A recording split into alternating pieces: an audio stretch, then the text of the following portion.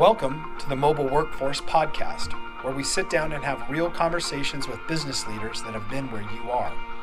During these interviews, we'll dive into what it takes to improve systems and champion processes that maximize performance. Each week, our trailblazing guests share their experiences and understanding of the workforce to help inspire change, challenge our thinking, and share what it takes to successfully travel the road to profitability. Now here's our host, co-founder and chief evangelist of About Time and WorkMax, Mike Merrill. Hello and welcome back to the Mobile Workforce Podcast. I'm your host, Mike Merrill, and today we are excited to sit back down with Erika Carosi, who is a construction expert with the Strategies Group, who is a construction manufacturing software and technology expert offering a wide variety of technology solutions and construction services. Erika and I spoke last week and talked about the top 3 things or steps that they look at in helping businesses like yours adopt new and improved technology solutions. So today we're going to finish out that conversation and dig more into what those other remaining steps are. So thanks again for joining us, Erika. Looking forward to another great conversation. Hello, I'm happy to be back. Awesome. Well, it's been so long. Has the weather changed since we last spoke? No, not much. It's still a little chilly, but the sun is shining, so that's a blessing. Oh, good. I think the sun is always shining in your world. You have a nice smile. Thank you.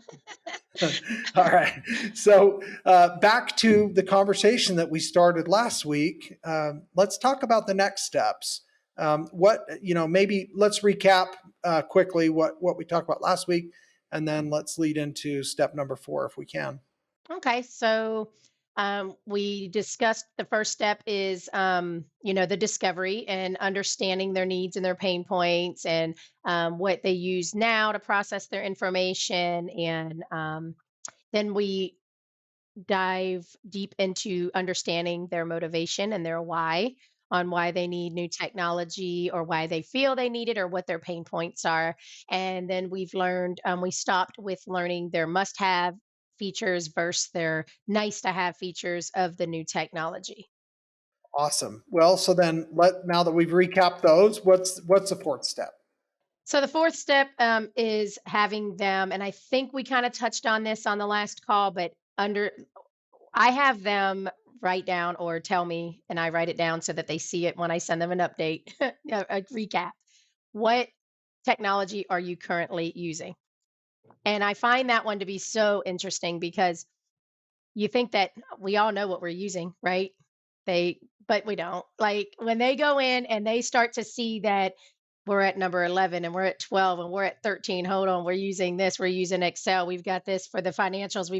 They start to think, whoa, so I think that really opens the eyes to see, again, that's a lot of work and you're paying subscriptions on every one of those. Are they integrated? There's so much that opens up when you start listing what your tech stack currently looks like. Yeah, and there's so many nuances to different solutions. I mean, there are different owners, different founders, different visions of how to do something. So I commonly talk with companies that literally have 3 similar products that are used by different teams. Maybe certain projects they use one, but then the same guy on another project the next day might be using another. I mean, that's just crazy to me, right? You're right. I didn't even think of that, but actually I've experienced that before too, where maybe 3 or 2 of the 12 that they put there almost do the same thing. So you start to think, do y'all know that these are pretty similar and that you're paying for subscriptions for 3 things that do the same thing? But it gets lost. Things get lost and business happens. It just keeps happening. It's going. And so they think, oh, we need to get this. And somebody says, oh, I have a good app, or I know a new program, or I got a great whiteboard that'll work. So it's like, well, Yeah. where's this information? It's on the whiteboard. Well, how would I get to it? Well, it's in the system too, but where's that at? Oh, it's on this spreadsheet. But how do I get to that? Oh, but I don't have access to that sheet. Well, that's that sheet that they need access to. They don't have access to your whiteboard because they're remote. They don't have access to your Excel spreadsheet. So yeah, it ends up being chaos. Or did the cleaning crew on the weekend accidentally, literally wipe your boy. whiteboard server. They I know. wipe the server. I don't know how I would sleep if all of my important information was just on a whiteboard and I had to leave the office because I'm a bit of a control freak. Like that may stress me out bad. I would not sleep. Right? Yeah. So Amen to yeah. Yeah. that. So we look at their tech stack and it's very important to look at what you've already got because like you said, they may already have the solution that they're looking for. Sometimes people think that their system's broken, but it really just needed to be updated or assessed. Sometimes they have systems that can integrate with another and they didn't even know it, which we mentioned that last time. So, assessing this and what you have is really about making sure that you're using what you have and that you don't have to re implement, retrain, and spend more money if we're going to keep that. But we don't really find too many times if you've got 12 solutions that we're keeping those because that's kind of pointless to come to us, right? Yeah. We had a survey that we conducted a couple years ago, and there it basically said every company at that point, and I think it's actually a higher number now, had between 6 to 9 applications on their smart device. And I mean, I think that's probably almost doubled for a lot of companies now. So there is more to weed through to get to. And it's like I have the same problem with my own personal iPhone. I probably have 70 apps on there, and I probably use That's regularly all. like 15, you know. Yeah, I That's keep all. deleting. I'm 70. like, I don't use it. Yeah. Well, I re-download them if I'm like, I'll re-download it if I really think I need it. But yeah, I think now That's you're the making me perfect curious. I'm going to example. count them. Yeah. I'm going to count them. No, you don't even Uh, have to count them. Just go into your settings and go to general and it'll tell you. look, Yeah, look at no, you because still consulting. it'll tell you definitely. But that's a really, really good example on comparing like software and what we were talking about Hmm. in our cell phones, right? Like Yeah. we have so many apps that you end up not using, and Right. it's really a great Right. comparison. Yeah. And you might have 5 that really do the same thing, So Yes, like those the photo touch up ones. yeah, I know. I got a whole screen of those things. Uh, And look, it still doesn't help. oh, this is fun. Uh, yeah. So, So, and yeah, that we takes me digress. into what my next thing I was going to say is like Okay. it's important understanding what you have and learning from our mistakes. So like what we said about the cell phone, we have X software or X apps, but we realize we're not even really utilizing these certain features. And that's good to know for when you're looking into systems in the future, because again, like you said, you could have some that you've just maybe at the time that you got that software, you didn't need certain features or functionality, but as you've grown and evolved, you did. And so you didn't even know that what you need currently, you may already have. Yeah, and I actually think, and I real it's what I said earlier, and I really believe this. I think they know it's important. I think it hits their priority list initially. I think they have, they're even if we always ask for the top 3, we ask the top 1, what are we going to solve for everybody? But we have probably 3, and then there's a longer list. And I would say 9 out of 10 times that top 10 list looks great, is what they want and need. But a lot of companies, they get to the top 3 on implementation and rollout and training, and then when the onus becomes more on them to get the rest of those things dialed in, I just think they don't have the time. They're busy. They don't feel like they have the time. They don't reround and get back.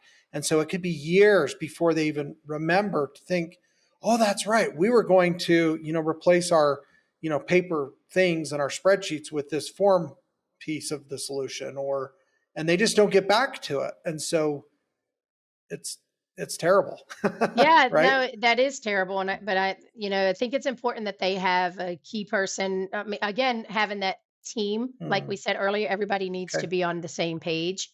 And so you got to have somebody that's kind of the taking the charge The of point of person, this the right? point person, right? So that they are keeping it on track because it's so easy to just get busy. And this isn't like a very quick process when you're changing software or even doing research on it. You could go down a rabbit hole and feel like, okay, here we go. I just looked up and it's a year later. You really can get deep because there's so much out there and there's so much information. Again, that's why I feel like working with a partner is really, really the best idea. They have that expertise. They've got the practice every day of working and seeing what new and improved solutions are out there to fit your needs. And especially when you've got partners that are focused on a certain industry, right? Because we know what is going on, what help you understand what's working and what isn't in your industry. And Well, you're a coach, right? Like yeah, Michael Jordan had a shooting coach, or Tiger Woods has a swing coach, right? that's right. Coach So Erica. yes, I like it. I like it because I was terrible at sports, so I'll be the coach. But good at tech. Cool. Yes, good at tech, terrible at sports. My kids Well, took that from me. I love it. So one of the things a phrase that we use around here commonly, and I think it's just applicable in life and everything else. It's like, taking out the garbage at home, right? If everybody takes the garbage out, inevitably someone's not going to take the garbage out. So if everybody owns it, That's nobody a owns good it. one. I like that. I'm gonna start using that for my son too when he's It's like, "Why do okay. I always have to take the That's garbage out?" it. I'll tell you See, why. I have some great someone needs to information from own my it. friend Mike. You gotta own it. That's it. I love that. Yes, yes, yes, That's yes. it. And it doesn't mean that, I do at my house, I take the garbage out. And so doesn't mean my wife doesn't remind me or that I get upset when she does. Like, 9 out of 10 times when she says, "Did you take the garbage out?" I'm like, "Yep, absolutely." Because I already know I'm going That's to do right. that. Right. That's right. So I have a process in place to make sure that that always gets done. I And like I it. actually, honestly, I never forget to take it out. But That's awesome. if I'm out of town or, okay, well, now Mhm. sometimes it doesn't go out because That's I good. owned it and I wasn't there. So That's right. if we look at this in a technology, you know, lens and say, in our company, we need to have people that have stewardship over That's this right. thing.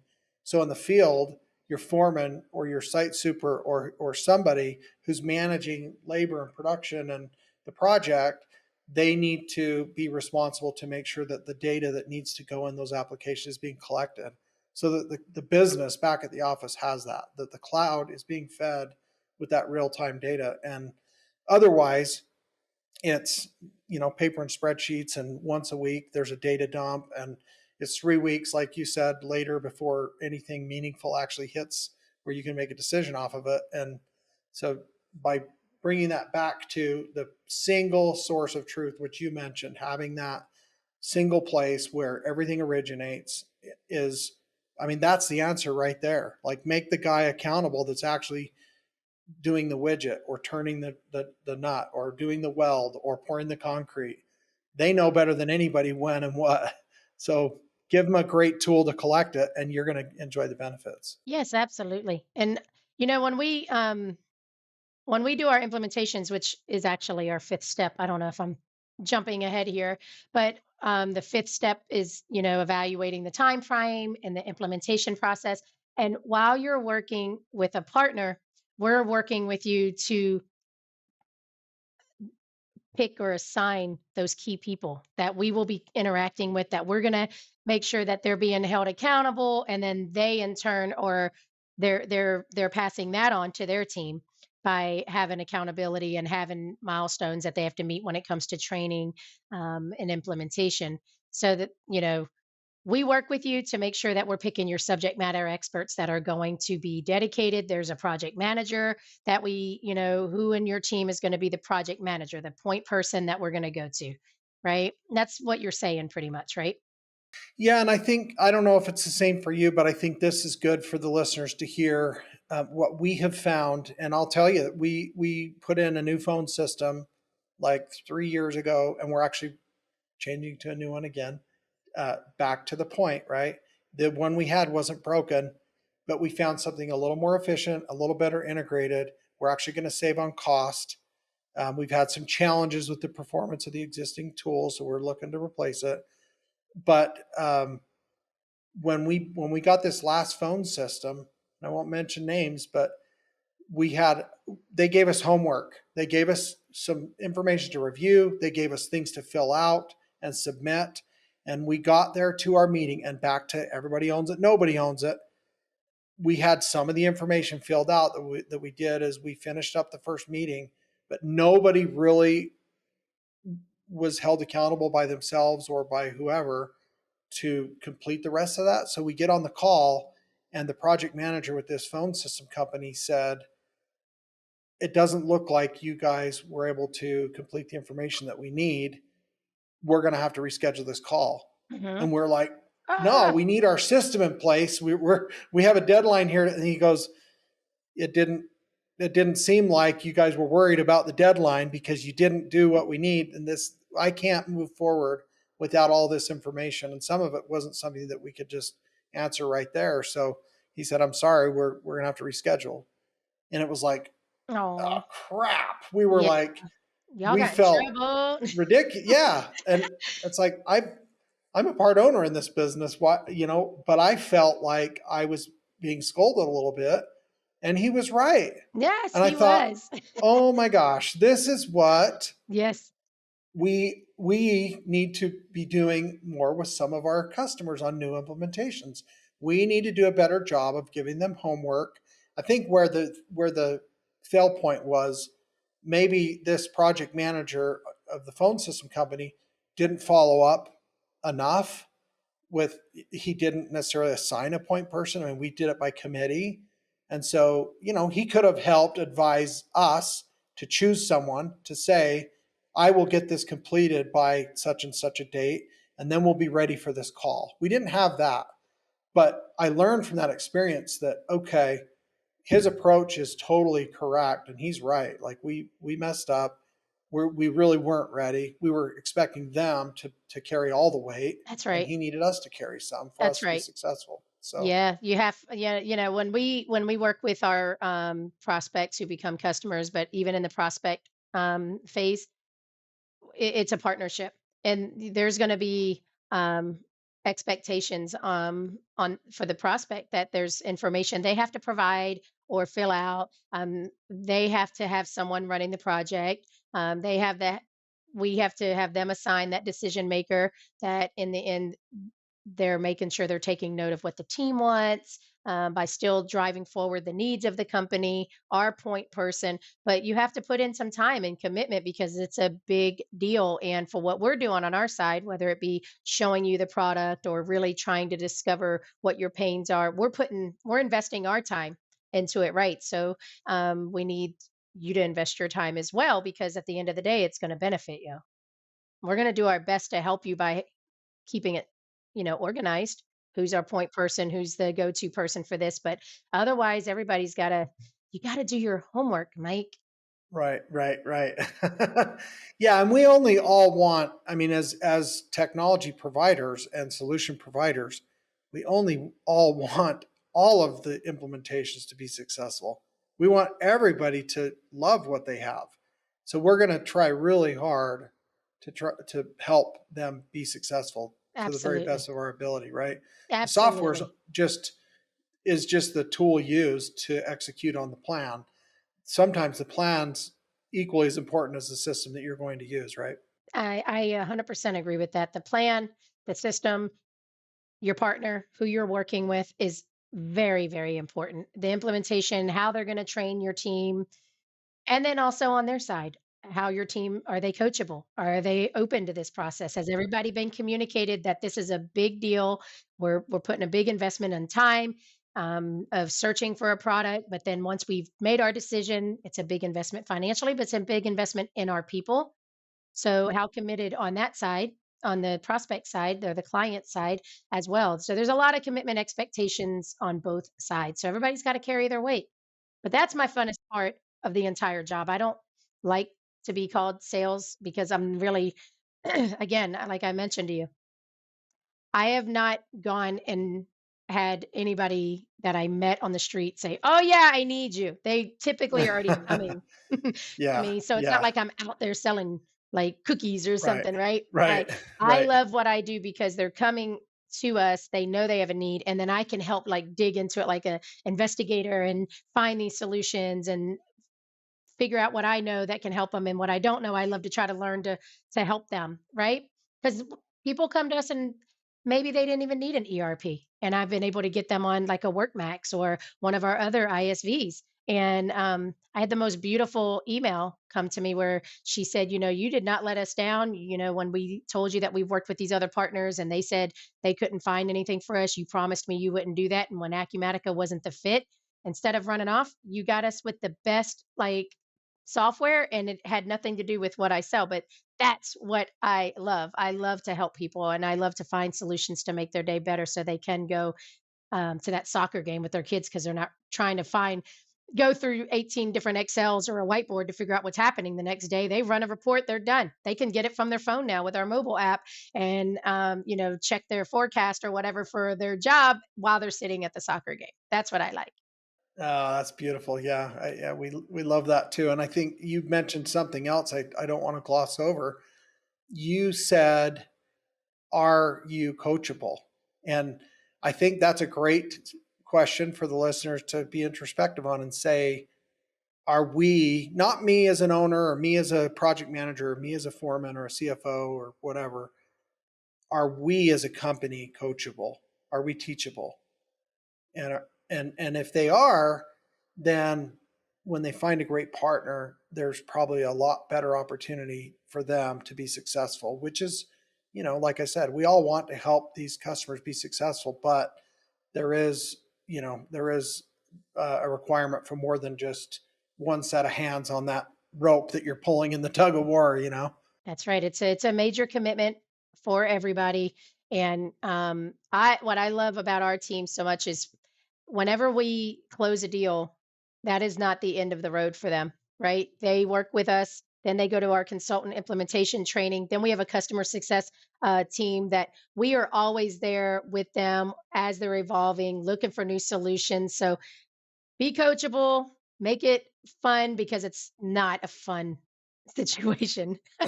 Always. It's not always. I don't want those rose-colored glasses to be like, "Oh yeah, this is going to be great."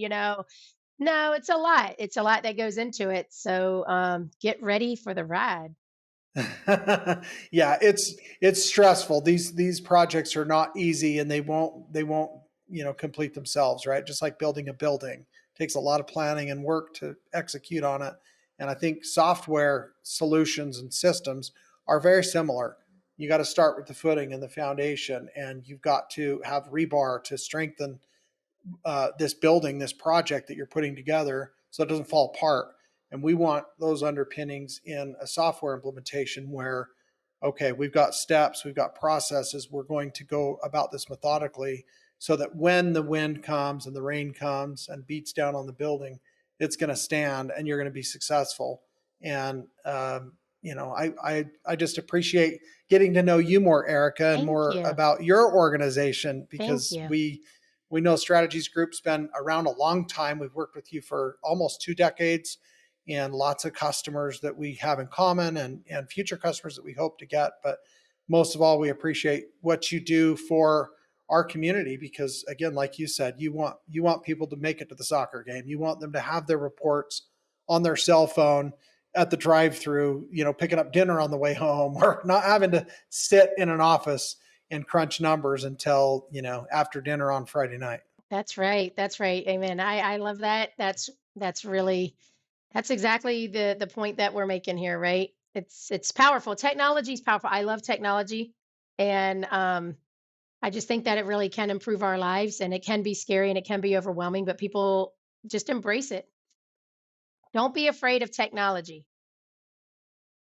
I love that. That's a great one to end on. So don't be afraid of technology is what Erika Yes. says. I, Don't I be love afraid it. of technology. And remember, this is my fun little quote that I like to say. Okay, adapting and improving technologies is the reason that we don't need to unplug our phone line just to plug into a modem anymore. Mm. Can you imagine if right now we're trying to do the ERP talk and our ISVs and we all have to go plug into a modem? Yeah. So let's embrace it Yeah. and love it. Right now Right. we're in the cloud. I'm with you. Yeah, I love it. Awesome. Well, thank you so much for joining us, Erika. This has been Thank a you. delight to have you on. And I know our listeners are going to enjoy the advice and wisdom that you shared. So you're Thank you. awesome. Thanks for having us. And I'm really excited that we've worked so long with you guys. I love working with WorkMax. So thank you. Thank you. And we'll do this again down the road. And I can't wait to see you out there somewhere at some of these fun events. So, Thank you. You too. Take care. Have fun at Summit. all right. Take care. Thanks. Bye. Thank you for joining us today on the Mobile Workforce Podcast, sponsored by About Time Technologies and WorkMax. If you liked the conversation we had today, or were able to learn anything new or helpful, please make sure to follow us on our WorkMax page on LinkedIn and on Instagram at WorkMax_. And subscribe to the show on iTunes or your preferred podcast platform so you will never miss another insightful episode. Also, if you enjoyed the podcast, please leave us a 5-star rating and review and share the show with your friends and colleagues. Your support means the world to us and will allow us to continue providing impactful information with others looking to improve their results in their business and, in turn, their life.